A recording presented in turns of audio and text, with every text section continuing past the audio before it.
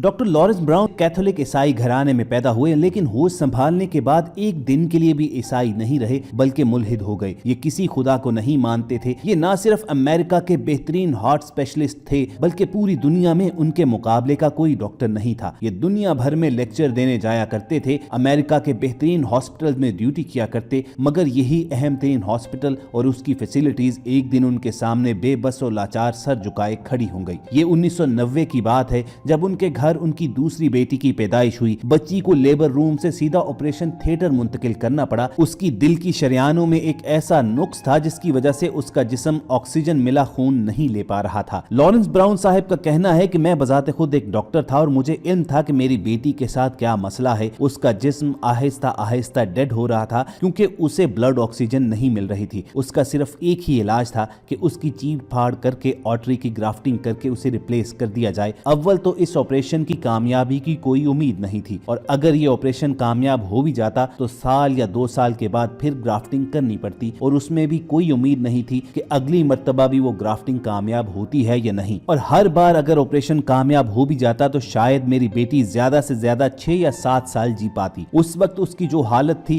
اس میں بطور ایک باپ چیر پھاڑ نہیں کر سکتا تھا، اس لیے ایک انتہائی قابل ڈاکٹر کی سربراہی میں ایک ٹیم تشکیل دی گئی اور میں آپریشن تھیٹر کے ساتھ ملحقہ پریئر روم میں چلا گیا۔ یہ کمرہ ہر مذہب کے ماننے والوں کے لیے بنایا گیا تھا، اسی لیے اسے کسی مخصوص مذہب سے جڑی نشانیوں سے پاک رکھا گیا تھا تاکہ آپریشن کے دوران یہاں لوگ اپنے اپنے عقیدے کے مطابق دعا مانگ سکے، یہاں تک کہ ان کا مریض آپریشن تھیٹر سے وارڈ یا کمرے میں منتقل کر دیا جاتا۔ اس سے قبل ڈاکٹر لارنس براؤن کے لیے کمرہ کچھ نہیں تھا، لیکن جب آج ان کی اپنی جان پر بن گئی تو یہ کمرہ ان کے لیے بھی ایک مذہبی اہمیت اختیار کر گیا۔ ڈاکٹر لارنس کہتے ہیں کہ میں نے آج تک جو بھی خواہش کی تھی اسے ہر قیمت پر حاصل کیا تھا، لیکن آج مجھے قدرت نے بے بس کر دیا تھا۔ نہ تو سائنسی آلات کچھ کر سکتے تھے، نہ اثر و رسوخ، اور نہ ہی میری دولت میری بیٹی کی جان بچا سکتی تھی۔ میرے پاس جب کوئی چارہ نہ رہا تو میں نے ہاتھ اٹھا لیا اور اس ہستی کو پکارنے لگا جس کے وجود ہی سے میں آج تک منکر رہا تھا۔ ڈاکٹر لارنس نے کہا کہ اے خدا، اگر تو کہیں موجود ہے تو میری بیٹی کو بچا لے،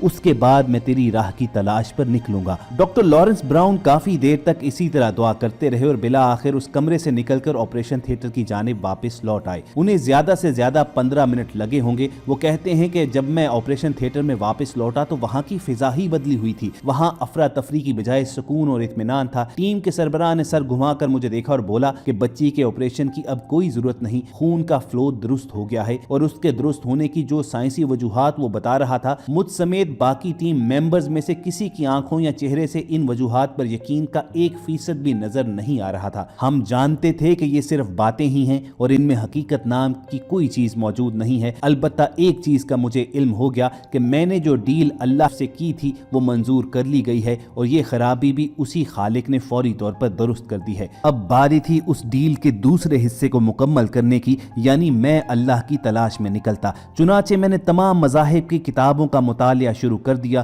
ہوتے ہوتے میں قرآن کے مطالعے تک پہنچا اور میرے دل و دماغ کے دریچے کھلتے چلے گئے، اور 1994 میں بالآخر میں نے اسلام قبول کر لیا۔ لیکن ڈاکٹر لارنس براؤن یہ نہیں جانتے تھے کہ اللہ کی راہ کوئی آسان راہ نہیں ہے۔ ان کا اصل امتحان ان کے اسلام قبول کرنے کے بعد شروع ہوا۔ ڈاکٹر براؤن جب مسلمان ہوئے تو 1 سال کے اندر اندر نہ صرف ان کی بیوی ان سے علیحدہ ہو گئی بلکہ بچوں کی کسٹڈی بھی ان کی بیوی کے پاس چلی گئی۔ وہ بیٹی جو ڈاکٹر صاحب کی تبدیلی مذہب کی پہلی اور بنیادی وجہ بنی، وہ بھی اپنی والدہ کے پاس رہ گئی۔ ڈاکٹر براؤن کی بیوی نے عدالت میں طلاق کا کیس دائر کر دیا، چنانچہ عدالت نے طلاق کا حکم جاری کیا۔ یہ حکم صرف یہاں تک نہیں رہا بلکہ عدالت نے ڈاکٹر براؤن کو حکم دیا کہ وہ اپنے بچوں اور بیوی سے کم از کم 100 میٹر دور رہیں۔ عدالت کا خیال تھا کہ ڈاکٹر اب ایک پریکٹسنگ مسلم ہے اور اس کے بچوں کا اس سے دور رہنا بے حد ضروری ہے۔ دوسری جانب ڈاکٹر براؤن کے پیرنٹس نے بھی اپنے بیٹے کو مکمل طور پر آگ کر دیا۔ والدین نے خط لکھ کر یہ تک کہہ دیا کہ وہ انہیں ملنے اور فون کرنے کی کوشش نہ کرے، وہ ان کے لیے مر چکا ہے۔ ڈاکٹر براؤن کو صرف اپنی فیملی لائف ہی میں مسائل کا سامنا نہیں کرنا پڑا بلکہ اسلام قبول کرنے کے بعد ان کی سوشل اور پریکٹیکل لائف تباہ ہو کر رہ گئی۔ ان کو امریکن ایئر فورس کے ساتھ کام کرتے 12 برس ہو چکے تھے، لیکن مسلمان ہونے کے بعد ان کو یہ لگا کہ یہ نوکری ان کے نئے مذہب کے ساتھ نہیں چل سکتی۔ چنانچہ ڈاکٹر لارنس براؤن کو اپنی نوکری بھی چھوڑنا پڑی۔ قصہ یہیں پر ختم نہیں ہوتا بلکہ ان کے وہ دوست جو ان کے ساتھ گھومنا پھرنا پسند کیا کرتے تھے وہ بھی ڈاکٹر صاحب سے دور رہنے اور اجتناب برتنے لگے۔ مسئلہ یہ تھا کہ ڈاکٹر صاحب اسلام قبول کرنے سے پہلے پینے پلانے کے आदी तो थे, लेकिन अब पीना पिलाना तो दूर, वो ऐसी जगहों पर जाते भी नहीं थे। लिहाजा डॉक्टर साहब की कंपनी में कौन उठना बैठना पसंद करता। मुसलमान होने के बाद डॉक्टर लॉरेंस ब्राउन आजादाना तौर पर खवातीन के साथ मेल जोल से इज्तनाब करने लगे। वो गैर महरम खवातीन से हाथ तक मिलाना छोड़ गए और ये बातें उन्हें मजीद तन्हा करती गई और उनकी मेडिकल प्रैक्टिस भी इससे मुतासिर होने लगी। डॉक्टर साहब के पास सब कुछ था, मगर जब वो मुसलमान हो गए तो सब कुछ एक एक करके छिनता चला गया।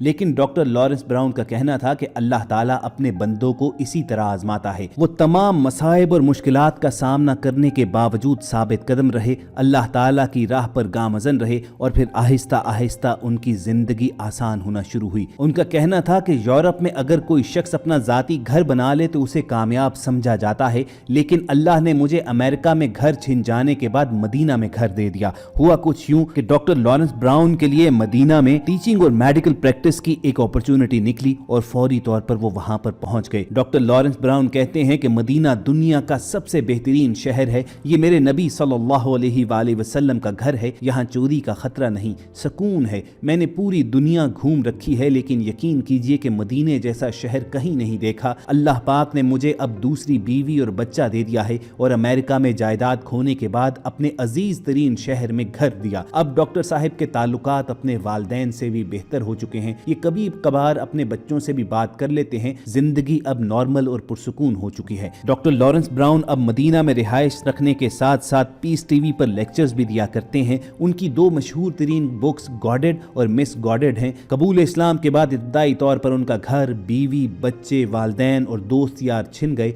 लेकिन अब उसके सिले में उन्हें अमेरिका से लेकर कीनिया तक, मिस्र से लेकर सऊदी और पाकिस्तान तक लोग जानते हैं, प्यार करते हैं। और उसकी सिर्फ और सिर्फ एक वजह है कि वो अल्लाह ताला की बात करते हैं, उसके प्यारे रसूल सल्लल्लाहु अलैहि वसल्लम की जानिब लोगों को बुलाते हैं। दोस्तों, डॉक्टर लॉरेंस ब्राउन की ये इंस्पिरेशनल स्टोरी आपके साथ शेयर करने का मकसद महज ये था कि सिराते मुस्तकीम पर चलना इस कदर आसान नहीं है। अल्लाह ताला की मोहब्बत में जो दुनिया को छोड़कर दीन की जानिब आते हैं तो बाज़ औक़ात तो उनके अपने ही उनका साथ छोड़ जाते हैं, लेकिन जो लोग सब्र और इस्तकामत दिखाते हैं उन्हीं के बारे में अल्लाह ताला ने कुरान मजीद में इरशाद फरमाया है कि ज़माने की कसम इंसान खसारे में है सिवाय उन लोगों के कि जो लोग ईमान लाए और सब्र से काम लिया। उन्हीं लोगों के साथ अल्लाह ताला ने कुरान मजीद में ये वादा फरमाया है कि हर तंगी के बाद आसानी है। और डॉक्टर लॉरेंस ब्राउन की पूरी जिंदगी अल्लाह ताला के इस वादे के पूरे होने की दलील है। अल्लाह से दुआ है कि हमारी जिंदगियों में भी वो सुकून और इस्तकामत लाए। जब तक हमारी सांसें चल रही हैं, हमारी जिंदगियां रसूल करीम सल्लल्लाहु अलैहि वसल्लम की हयात मुबारका की तकलीद में गुजरें और जब हमारा इस जहां से रुखसत होने का वक्त आए तो हमारा खात्मा बिल ईमान हो। अगर आपके दिल की भी यही सदा है तो कमेंट सेक्शन में आमीन जरूर लिखिएगा। कोशिश होगी कि ऐसी ही खूबसूरत वीडियोस लेकर दोबारा आपसे जल्द मुलाकात हो। और ये वीडियोस हासिल करने के लिए आप रेड बटन पर क्लिक करके और बेल आइकॉन को प्रेस करके पीपल लाइव के सब्सक्राइबर्स बन जाइए। अपना और इर्द गिर्द के लोगों का ख्याल रखिए। अल्लाह हाफिज।